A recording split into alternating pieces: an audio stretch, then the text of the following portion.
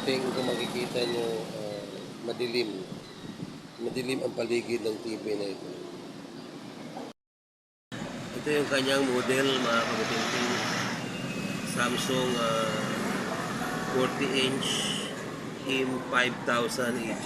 Issue, mga kabuting-ting, good picture, no display. Yung loob ng TV, mga kabuting-ting. Parang nasa gubat, mga kabuting-ting. Kung pagbasta nyo, ngayon lang siguro ito na open. Kaya ganito ang ayos ng pagmumukha ng loob nito. Marumi. Ilinisin ko na lang, mga kabuting-ting, para medyo bago po umpisa ang kanyang issue ay maganda naman ito.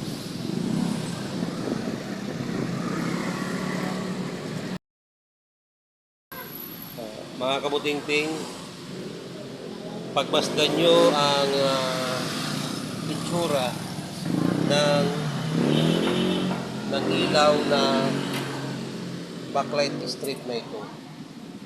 Tanggal na po, mga kabuting-ting, ang kanyang mga mata.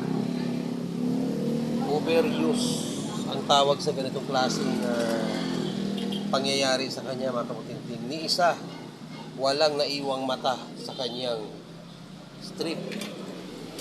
Ayan, mga kabuting-ting, tanggal po lahat ng kanyang mga mata. Mga kabuting-ting, hindi po basta-basta ang mata na ito o kaya backlight reducer po ba ito, kung hindi po overuse ang paggamit ng may-ari. Ito na po ang pinalit natin, backlight 6 volts concave po yung, mga kabuting-ting, para ang liwanag po na makikita natin sa screen ay maganda naman at hindi mabakat ang mga mata-mata. Dahil pag tayo po ay naglalagay ng ganitong klase na nabibili natin sa ating mga suki na tindahan, ay baka hindi naman ganito ka-legit ang makukuha natin at baka lumabas ang mga mata-mata sa ating LCD pag ganun pinanuoran. Kaya para sigurado po tayo, ito na po ang ating gagawin. Gaya ng sabi ko, mga kabuting-ting, ang TV na ito ay overuse. Kung manunod po ang may-ari ng TV na ito ay walang pahingahan. Kahit kung minsan natutulog na lang yung gumagamit nito, ay buhay pa ang TV na ito. Kaya ang plano ko, mga kabuting-ting, para iwas backjab, baka kasi mag-backjab yung ating gawa, itong ilaw na ating nilalagay, ang isusupply po natin dito ay 12 volts na lang po. 12 volts backlight conversion. Kagaya yan, 6 po yan, di ba, mga kabuting-ting? 6 plus 6 equals 12. 6 plus 12. 6 plus 6 equals 12 ulit, mga kabuting-ting. Di ba? Partner po yan. So, yung nating backlight na gano'n para matibay po ang kung tayo mapakyaman. Dahil ang may-ari nito, suki po sa panunood ng mga telenovela na palabas sa ating mga TV. Okay, mga kabuting-ting, gagawin ko muna. Papakita ko sa inyo mamaya. Kabuting-ting, yung ating symbol na ilaw sa ating backlight connection. Kung makikita nyo, mga kabuting-ting, mayroon na pong umiilaw na dalawa. Dahil po ang ating ilaw, mga kabuting-ting, ay 6 volts. So para magiging 12, magsiseries po tayo ng dalawa para maging 12 volts. Yung dalawang umiilaw na yan ay supply po niyan. Ang supply po niyan ay 12. Ito po yung tester. Ngayon, tignan nyo, papakita ko sa inyo na talagang 12 volts po yan. Ikukunik ko itong dalawa. Ayan, mga kabuting-ting, ikukunik ko. Kung makikita, mga kabuting-ting, umilaw yung dalawa. Ngayon, ito naman sa baba. Kita nyo, umilaw, mga kabuting-ting. Ito pa. Ayan, mga kabuting-ting, umiilaw. Ayan, umiilaw, mga kabuting-ting. Okay, mga kabuting-ting, ang ating supply ay 12 volts, mga kabuting-ting. Ayan, umiilaw. Ito, umiilaw din. Okay, umiilaw. Ito pa, umiilaw din. Dalawa-dalawa, mga kabuting-ting, kasi 6 volts ang ating ilaw. Ngayon, mga kabuting-ting, pagsamasamahin ko muna yung mga ito Yan, ganyan, ganyan. Parallel po ang gagawin po natin mga kabutingting. Kagaya ng sinasabi ko, tayo ay 12 volts backlight connection. Kapag tayo ay nagti 12 volts backlight connection, siyempre mga kabutingting, lahat ito, lahat po yan, dapat 12 volts po ang sumusupply dyan. Kasi yung nasa unahan 12 volts pa yun, oh. Ito ang sample, oh. Kita nyo, oh. Umiilaw po siya, di ba? Oh. Kasi 12 volts lang po talaga siya. Ngayon, parallel po ang connection niyan. Kung makikita nyo, yung mga blue-blue na yan, yung mga blue-blue, yan po yung negative niya. Ngayon, ang ilalagay natin ngayon, yung positive naman, para pagsama-samahin yung positive for parallel connection, para lahat po ng ilaw na yan ay sumindi na po lahat. Okay mga kabutingting? Kukunin ko lang muna lahat para makikita nyo.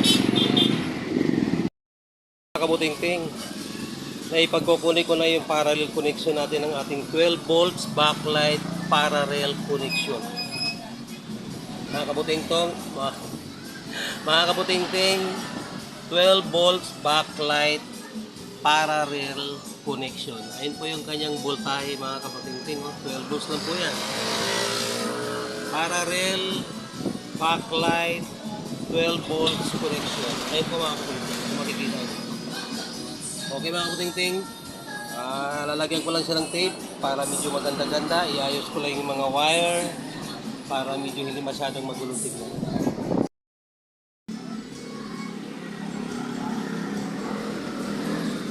Ayan mga kabutingting, oh. Ilagay ko na yung kanyang ganda ng liwanag mga kabutingting, oh. Walang tagos. Walang matang tagos.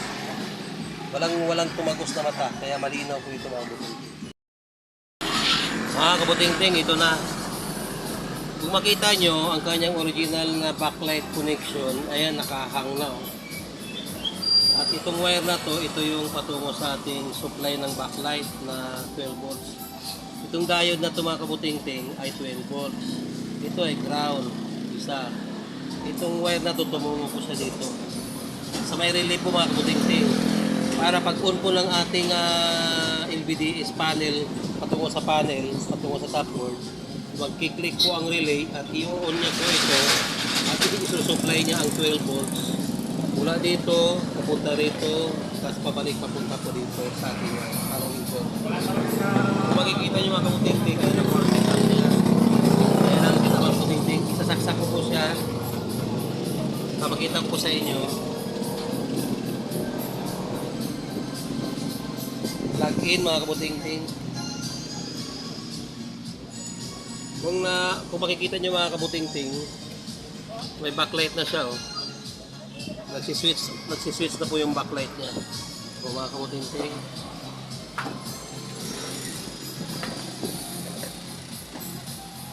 Isang patunay mga kabutingting na ang ating backlight source ay 12 volt. I-on ko po ito mga kabutingting. Ating tester. Itututok ko po dito sa may diode. Itututok ko po dito mga kabutingting sa may diode. Pagmasdan nyo, yung may diode na pinagkukulikan ko ng wire patungo sa relay, tapos pabalik patungo sa backlight. Ayun po mga kabutingting. Kung makita nyo, 12 volts, 0.86 po mga kabutingting. Itong tatlong diode na ito mga kabutingting, puro 12 po yan, oh. Oh. Itong number 1, 12. Tapos yung number 2 na pinaghinangan natin, 12. Ito po, number 12. Okay mga kabutingting. At yung diode naman dito sa may gawi dito ay 21, 22. Taas po mga kabutingting, oh. 270, 288, 290. Kasi po, yan po ang supply ng backlight na original. Kontakin nyo mga kabutingting ang lakas ng kuryenteng pumapasok sa ating LCD na backlight. Pagka yan nagsiswitch kayo ng mas mataas na set up ng inyong TV, talagang mapupundi po ang ilaw. Okay mga kabutingting. Okay, lalagyan po natin siya ng lalagyan po natin siya ng RCE. At ang makita po natin mga nasa harap Eto na nga. ng TV Yan na yung ito. maganda, yung view ni naglalaman ngayon. Iaangat ko lang mga kabuting-ting ang TV at siya po ay nagsasalita na. Taga Ayan po mga kabuting-ting. 12 volts backlight. 12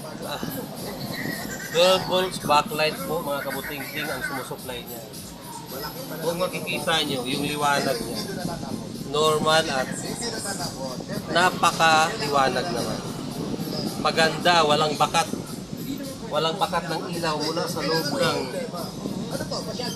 pinaglalagyan ng mga backlight. Dahil ang lagay natin ng backlight mga kabuting-ting ay concave backlight. Kaya mga kabuting-ting, tatakpan lang natin at ng ating pong matisting po ng nakatayo. Ito kasi nakatayo. Kaya mo yan. Ito na mga kaputing-ting, final na. Plug in na natin yung kuryente. Tapos remote mga kaputing-ting, i-on natin. Ayun siya, naka-standby na siya. Oh. Hindi makita kasi may liwanag sa labas. I-on ko na po mga kaputing-ting.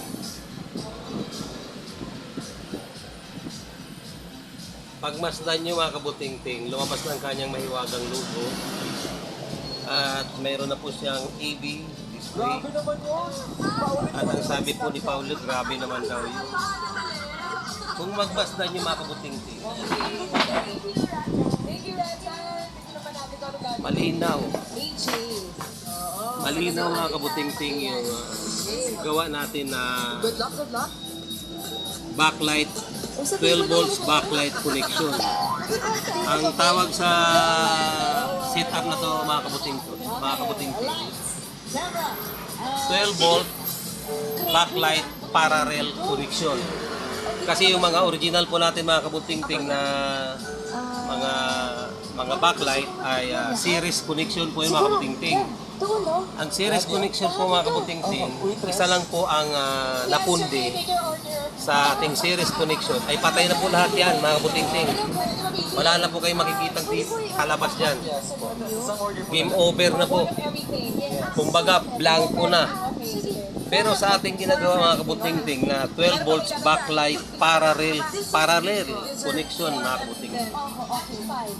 Dalawa, apat man ang mapupundi dyan.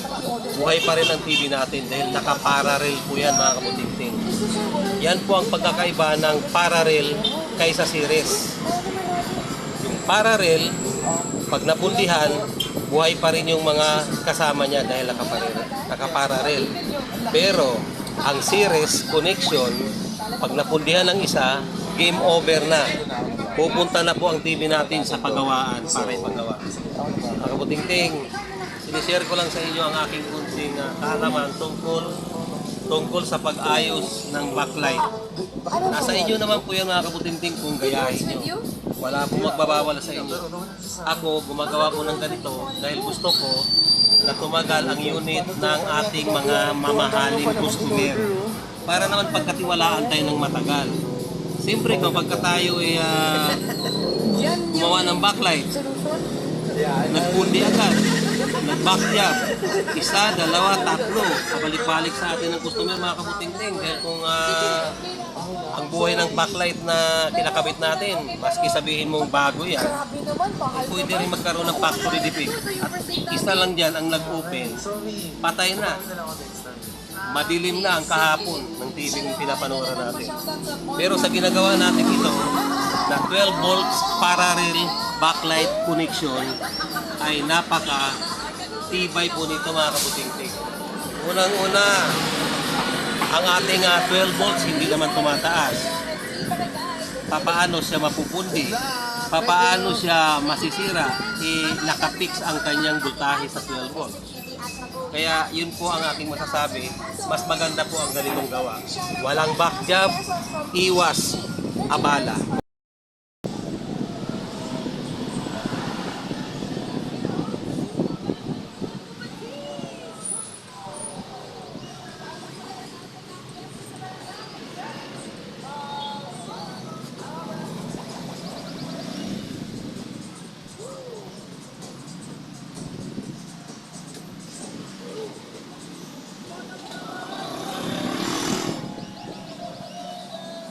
Okay mga kabutingting, ito na yung final natin. Talagang okay na mga kabutingting. Kahit siya ilalaban mo siya sa sikat ng araw, nangingibabaw pa rin mga kabutingting ang kanyang liwanag. Ang kanyang liwanag mga kabutingting ay mula sa kanyang 12 volt parallel connection, backlight 12 volts parallel connection mga kabutingting. Yan po ang kanyang final test mga kabutingting. Hindi pwedeng ipupon mga kabutingting, mga po tayo makapiray o tayo pinag-iingat. Marami po ang mga bawal. Tayo po ay sumunod upang ang ating video ay hindi naman masayang. Mahirap po ang video mga kabutingting. Napakahirap po. Sana naman huwag naman ganun na makakapit. Maraming pong salamat at kung gusto nyo po aking video, please like and share. Okay na po ang TV nito.